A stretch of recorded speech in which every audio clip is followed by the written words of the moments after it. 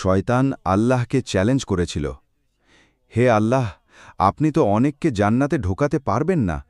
এতগুলো জান্নাত বানিয়ে কী লাভ? জাহান্নাম আরও বেশি হলে ভালো হতো, কারণ আমি তো আপনার বান্দাদের ওয়াসওয়াসা দিয়ে, ধোঁকা দিয়ে, মুনাফিক করে, নাস্তিক বানিয়ে জাহান্নামে ঠেলে দেব। ডান দিক থেকে, বাম দিক থেকে, সামনে পেছন থেকে, এমনকি রক্ত চলাচলের পথ দিয়েও আমি তাদেরকে বিভ্রান্ত করব। তাহলে জান্নাতে ঢোকাবেন কাকে? তখন আল্লাহ তাআলা বললেন, তুমি আমাকে চ্যালেঞ্জ দাও। মহারাজাকে চ্যালেঞ্জ দেওয়া যায় না, তবু তোমার চ্যালেঞ্জ আমি গ্রহণ করলাম। তুমি আজীবন ধোঁকা দেবে, গোমরাহ করবে, মানুষকে বেনামাজি করবে, জালিম করবে, এটাই তোমার কাজ।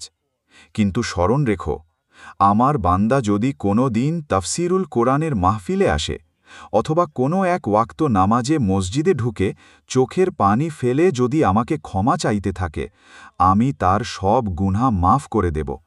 বল শয়তান, তখন তুমি কী বা করতে পারবে? আল্লাহু আকবার।